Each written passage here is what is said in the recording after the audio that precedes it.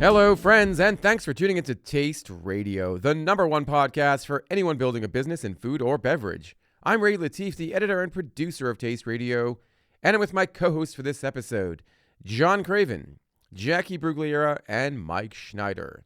In this episode, we're joined by Michelle Razavi, the co-founder of Elavi, Yay. and how the Better For You snacking brand landed a dream deal with Costco and has since sold 1 million of its protein brownies and counting at the club retailer. Yeah, you're going to want to hear this episode. They're two of the biggest hustlers there are. I mean, Nikki, Elliot, and Michelle Razavi, the co-founders of Elavi. For sure. Okay. Yeah, their social content is on point too. I love following their journey on TikTok, on Instagram. Yes. If you want an authentic journey, that's the one, because they're giving you the ups and downs, the play-by-play, sitting behind the pallets at Costco trying to take meetings and get stuff done while they're demoing. I mean, they're a small, lean, nimble team with some tasty products. Yeah, they've been at it for a while, and we chat about the evolution of the brand and their hustle and the hard work that it takes to go from where they started to where they are right now. So very excited about that. Jackie, I cut you off as I usually do. I'm sorry. Yeah, I think on their TikTok, I saw that they actually ran into the CEO of Costco while they were demoing. So the hustle is real, and I guess it pays off. Yeah, and I guess I'm very lucky, according to Mike, to have landed some of these Elavi protein brownies. Hook us up. Come on. Sweet but mighty. They are vegan, gluten-free, and contain 10 grams of protein per brownie. Sorry, Jackie, but I'll hand one to Mike and to Mr. Craven over here. I've been waiting quite a long time to try these. Yeah, actually, they've been in my storage locker for 2 years now, so I hope they're still good. They're probably sprouted. Perfectly aged.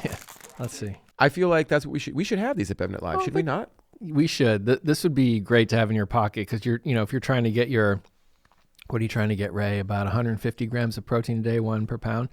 So you get your, this would be a great way to just snack on some of that protein that you need. 1 per pound, huh? Yeah. I like that. Nice.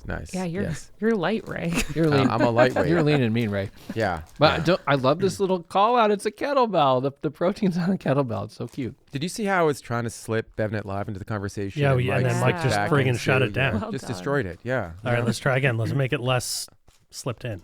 Okay, well, we're talking about BevNET Live, and we are T-minus 20 days as of this recording, or as of the publication Call of it this 3 episode. weeks. Call it 3 weeks. Less than 3 weeks? I don't know. Yes, from BevNET Live, summer 2025, June 11th and 12th in New York City. We have a stacked lineup of speakers. We've been talking about this for a while. Y'all know who's coming. Folks from Olipop, folks from Chobani, Polar. folks from Polar, the biggest names, the biggest brands. Everyone's going to be at that show. If you are in any way associated with the beverage industry, you kind of want to be there. Not kind of. You want to. Definitely want to be there. I mean, we're going to be there. I asked about this earlier. The sampling opportunities. Are we still allowed? I mean, can people still bring their products to be sampled? Of course you can. Yes? Okay. You just got to sign up and fill out the little form and just bring your stuff or ship it or whatever they tell you to do. Okay, for a more detailed explanation, Jackie, please take it away. I mean, registering unlocks a lot of opportunities. So if you register, you get the links to all the things that you can do, including sampling. So we do have our sample fridges. We have sampling for also cannabis at our happy hour. We also have retail one-to-ones, which we just announced. We have Stop and Shop and HEB coming on for meetings as well. But those meetings are limited. So you want to register now so you can have access to the sign-up form. I love that Jackie made that all very clear. She's like, look, you can do sampling. You can sit down with Whole Foods, HEB, Stop and Shop, The Good Smart, Circle K. You can do all these things as long as you register. It's almost like she's good at marketing or something. What's your title again? Director of Finance? Marketing. Marketing, right? That's right. There it Okay. is. There it is. Forget. Yeah, Director of Marketing. There it is, Captain. No, Obvious. absolutely right.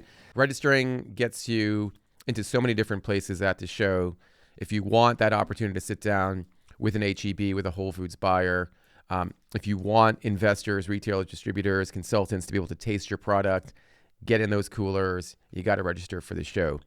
It's very easy to do so. Go to BevNET.com and you can navigate your way into the show. I mentioned this a couple of weeks ago. If you're on the fence, you're wondering about your own travel time, any kind of associated things that are going on in your life with your business and thinking about going to BevNET Live but not 100% sure, still have questions, reach out. Let us know. We can answer those questions for you. Send us a note to ask@tasteradio.com. Reach out on LinkedIn, Instagram. We will get back to you in very short time.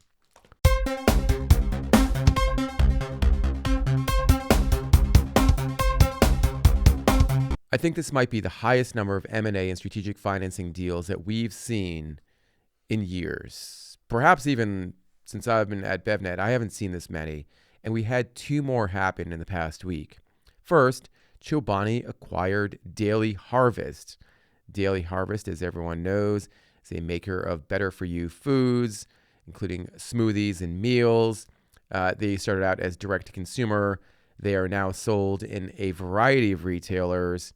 It's just, I don't know if anyone saw this deal coming, but the deal or the terms of the deal were undisclosed. And then we also saw a brand that is so beloved in this office, and I continue to buy their stuff every week, A Dozen Cousins. A Dozen Cousins, a maker of better-for-you pouched beans, rices, seasonings. Mm-hmm. They were acquired by Verde Valle.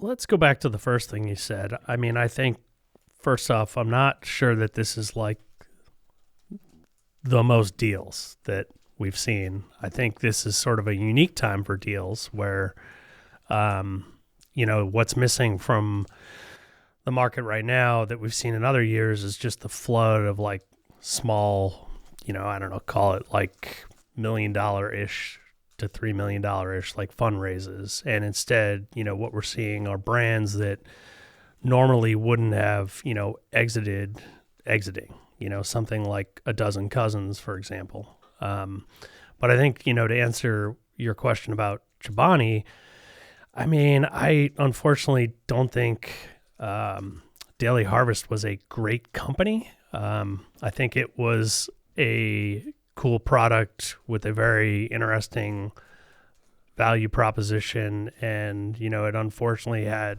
some bumps along the way. So I guess just to be blunt, what Chobani probably gets out of this is a really low risk way to expand into the freezer aisle. I would guess that long term they could care less about D2C and are more going to use this as a way to see if they can have a product in another part of the store. And I think that also provides, a reasonable off-ramp for those who were involved in Daily Harvest, and that, it's not like the product just closed up shop or sold to some, like random PE firm. Like selling to Chobani is something that again, that's a pretty solid like way for the brand to exit and live on. So, that's my read on it. It's like a frozen section starter kit. The brand, as John said, was distressed. We talked a little bit, you probably already listened to the CPG Week episode this week where they talked a little bit about just the reasons that Chobani might have wanted to go into the freezer section and some of the, the advantages to buying a distressed brand and, just their manufacturing might and their marketing might that they could put behind a brand like Daily Harvest to get some of the, the stigma that might still be with it because of the digestive issues that people were having and things of that nature that are probably kind of forgotten at this point because that was like in 2022? A little while ago. Yeah. But yeah, I mean, Chobani obviously is a world-class, in terms of product quality and manufacturing, like they've put in the time and the money. Even recently we were covering a massive new production expansion for them. I think this is, again, an opportunity for them to maybe take this thing and, it's kind of maybe malleable and turn it into something that is like best in class, which again, I think for all parties involved is a great outcome for the Daily Harvest brand, in my opinion. And I think, the other acquisition that you mentioned, A Dozen Cousins, I think it's, it's similar, but also not the same. I would imagine that, for a brand like A Dozen Cousins, like the ability to sort of scale that up where, that brand, which, I mean, they make phenomenal products, that started out as a real sort of small batch, type of thing. And now they're in all these retailers where I think taking these steps up in terms of like, well, how do you produce this and how do you market this and all these things, like, synergies with another company that's a little bigger that, the founder's staying on with the company, right? So, I think that just it's almost like an alternative to like, hey, let's go raise some, I don't know, VC money, since that's pretty difficult to do right now anyway. But I think that's sort of like different in that it seems like a little bit of a vote in an entrepreneur and their idea, and hopefully, providing them with the ability to scale and perhaps, not have to focus and worry about like actually making the product. It also could be an opportunity for the acquirer to, again, get some of the best practices of Ibrahim and his team, because they make a product that is, the package is extraordinary first.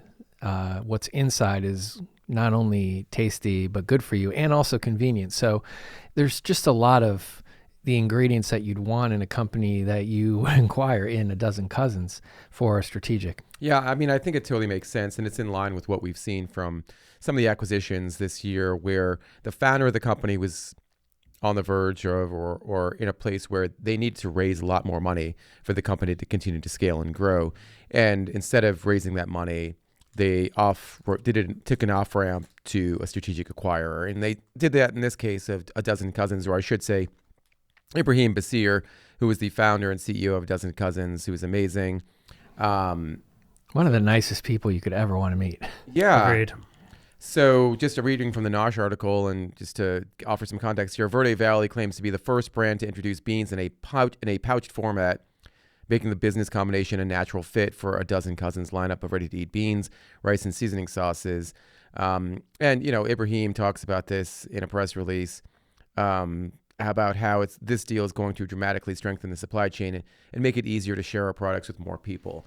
So, I feel like they shortened that quote, because every time I hear Ibrahim talk, it's sandwiched in gratitude. There's gratitude on the beginning and the end, like it's a gratitude sandwich. Well, look, I think, the only other thing I'd add to this is that, I think seeing deals like this is pretty interesting and maybe encouraging to a certain degree, in that I think on some level, we were, and maybe the peak of fundraising was really easy, or as easy as it gets, maybe not easy, but it seemed like there was kind of only one path, which was like start a company, grow it, and then try to scale it to the point where you get the mega exit.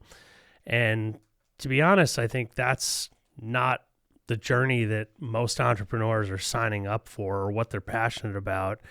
And certain ideas, just the reality of going from like being able to start it to grow it to really blow the doors off on it, are like very different skill sets. And now if there's a path to like, fine, home run exits are great, but a sort of reasonable win and exit is something that would be great for, I think the CPG ecosystem. Agreed. And who knows, if A Dozen Cousins did raise another big tranche of capital, and maybe they get to that place 5-6 years from now where a Kraft or General Mills is interested in buying the company, maybe Ibrahim's that's not my path. Maybe that's not the journey I want to be on with this company. My journey, my goal was always to see A Dozen Cousins in more places, make it more accessible to more people as quickly as possible. And this seems like a good way to do that. It definitely does, and it also probably takes it out of the traditional, like, the timeline of fundraising is, I think, venture capital sort of operates on its own, need to close out funds and whatever else that they do, that I think a lot of times we've seen just does not line up with the reality of how long it takes an emerging brand to actually, get to the size that it needs to. Yeah, it also seems like there's just great options for founders as far as finding people and partners that align with your mission or your quality of products. I know in that article, Ibrahim was saying that their products are just as tasty. They're just different. And I think that there's a lot of alignment on that front. And he seemed like very particular in who he wanted to partner with. To each his own, I guess. But congratulations once again to Ibrahim. I have a ton of respect for him and his team, and really excited to see a dozen cousins in more places. I mean, killer products, Their black beans, Cuban black beans, are a staple in my home. Same. Yeah. Yeah. Time to try some products. On to new products. I gotta talk about one before anyone goes any further. Okay. So everyone knows I love candy bars, Snickers bars in particular. We know. You know, we saw Gigantic come out with a better for you type of Snickers bar, Harkin Sweets. The floodgates are opening here. That looks like You Justin's. found another one. Justin's, the maker of peanut butter product, well, best known for their peanut butter products, has launched a new dark chocolate peanut caramel nougat bar. These things are insane. Mike, John. Why is there a little one and a big one? Because I get the big ones, you get the little No, ones. but is that in the same bag? No. I'm confused. So they sent, okay, so they have two package sizes, or they have two form sizes. Got So it. they have a bar, which is 1.4 ounces. You were and they just storing it in that bag. and they have mini bars, which I are can't like get this open fast enough. a Snickers size. But the mini bar is literally half the size. It's 0.7 ounces. So I mean, I don't even need to try this to know that it's going to be good. Yeah. And I'll save it for later. it's not just good; it is amazing. Amazing. Yes. All right. I got Wow. it. I'm excited that Justin's is getting into like the candy bar game. I mean, anything they do is delicious, so I'm excited to try these. Yeah, I think in general, everything I've tried from Justin's is pretty damn great. Yeah.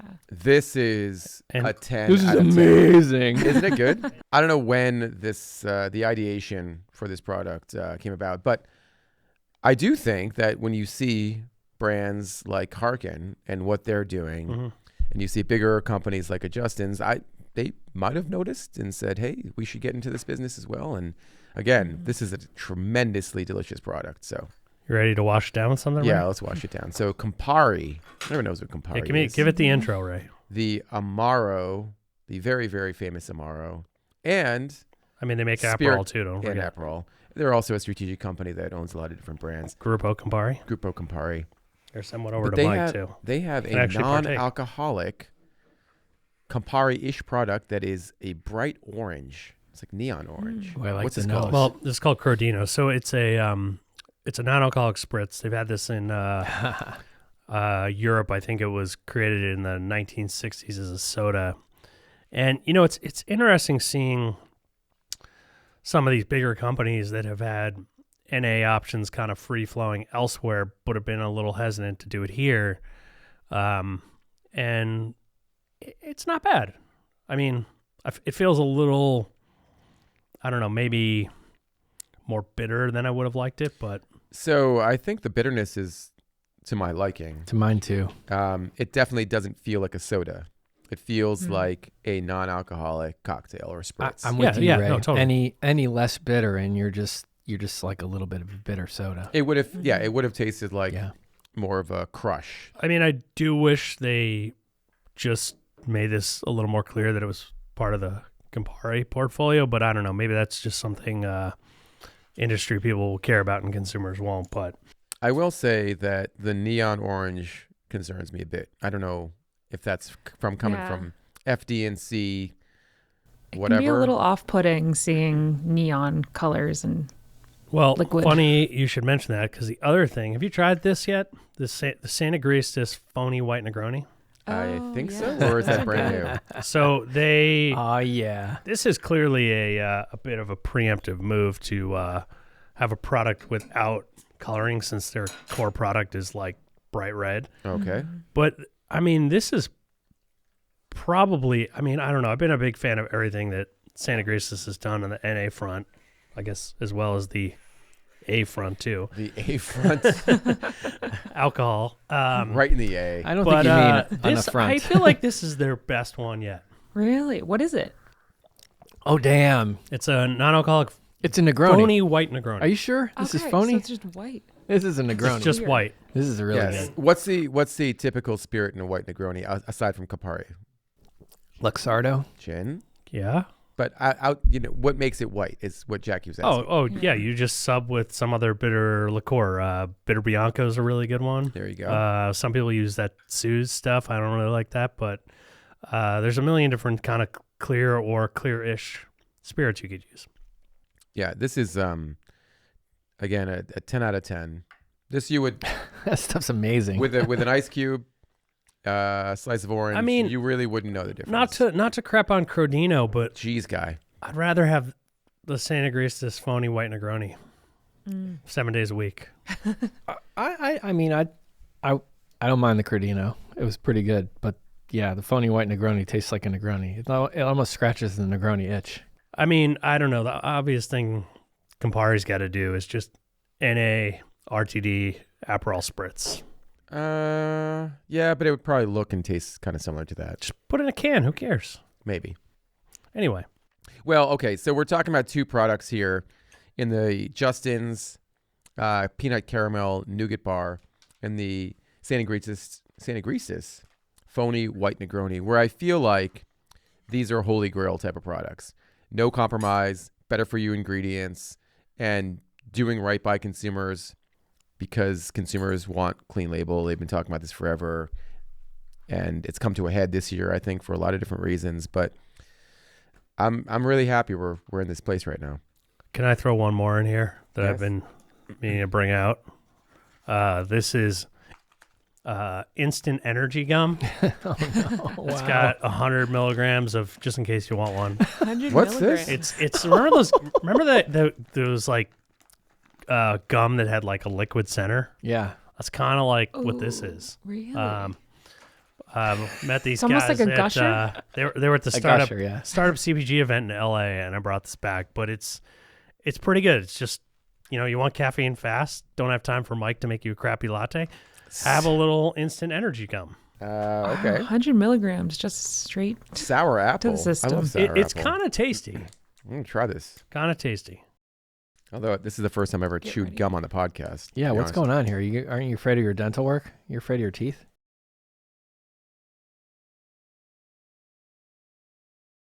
So it's just gum, so you don't swallow it. Look at the Correct. look at the Okay. contemplation. You kind of get the caffeine from the liquid, I think, that's in it, Okay. which has There's a like little. It has a little caffeine bite to it, but Yeah, the gusher, It's- liquid center. Yeah. Are you amped yet, Ray? I on don't the know if bitter I'd side, I like think. He's gonna liquid in come my over the gum. table. He's gonna start jumping on the table, I mean, shaking his fists. I can imagine that the caffeine is getting into my bloodstream much faster than. It's like you just had a Red Bull, but in a piece of gum. Yeah.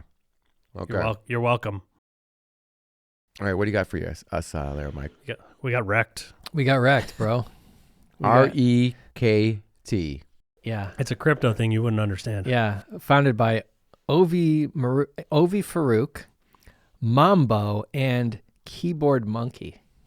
Very Wow. famous. I mean, I probably met those guys at some point back in the IRC days when I was named Caps Lock. I kind of prefer when Lambo to wrecked, but sorry. I feel like bad- this is a bad- whole nother bad crypto language joke. that I don't understand. There's a lot. I when I got my hands on this, I was like just scouring the label for THC or Kava No, or it- Kratom or something. It has none of that. It in does look like it, but it's just a sparkling flavored water. There's kind of this meme that goes with this that they've been selling it exclusively like D2C, kind of in this drop model. Yeah. But it's, I don't know, it's kind of cool. I like the look of it. Feels like it could be a fun brand for a functional product of some sort. It Hint, hint. tastes good. That's the thing. Like the liquidated lime is good. I was like, Your when palate is not wrecked. No, when I got it doesn't wreck your palate. It doesn't wreck you. So it's like Mike's cereal playbook of everybody's afraid to confuse, but when people get confused, they look twice, and so that's the secret of going viral. And these guys, I mean, they accomplished it at least by making you look 2 or 3 times for what's in the thing before you drink it. And the ingredient panel's not too bad either. And the flavors that we have in front of us are liquidated lime, and probably because they sold their crypto. And then Abstract Apple, which is powered by an agency called Abstract out of UK. So it's just sparkling water. There's no like functional feature Correct. at all. Hopefully not. You'll be better at selling crypto or buying, perhaps, maybe. Something like It's the that. goal. Yeah. Yeah. All It's right. gains, bro. Okay. Yes. Now that we've gotten the caffeinated gum and crypto water out of our system, Jackie, what do you got over there? I have more caffeine over here, but I have better for you caffeine, which is hitting that hot trend. The first one I have is Finest Known, or FK tea, Yummy. which makes me want to say fuck tea. Fuck tea. That's something. These kids today. Numpty, fuck tea. So this is tea-based energy. It's using Japanese green tea. This one has yerba mate and then Louisiana honey. So it's like an interesting mix of different things. It is based in New Orleans. So that's why they're using Louisiana honey. And then they also have this one, which is their sweet tea version. So it's still green tea based, yerba mate, Louisiana honey, and lemon. So it's definitely Japanese style branding. Interesting mix of ingredients. I'm curious to try it. I'll try it right now.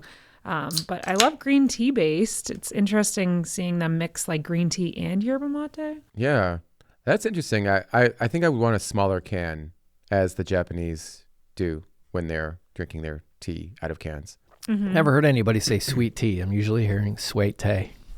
Sweet tea. Sweet tea. Please continue, Jackie. And then I also have fuzzy coffee. Fuzzee coffee. These are functional coffees. So obviously they have the energy component, but they also have lion's mane, L-theanine, and ginseng. So it's kind of like some of those coffee powders you've seen, functional coffees, where they're trying to help you not get the jitters or the crash. It has some other mood boosting benefits. Very playful, kind of Gen Z branding on this. No with little lint, cartoon. or anything like that. The only thing I would say no pile in there or anything. No pile? No pile fleece or lint or something like that. No, It's none called of fuzzy. that. the only thing I would say about that is that it's a little too close to fuse, because it's spelled F-U-Z-E-E. So hopefully there's no issues there. That's like when you launched Google with extra O's and an extra E at the end. Correct. And he said it Didn't is work out pronounced Google. I tried to You put an umlaut on it. No, I tried to. I created a Rugel, braised Rugel, and it was shut down the next day. Probably. Yeah. Probably for the best.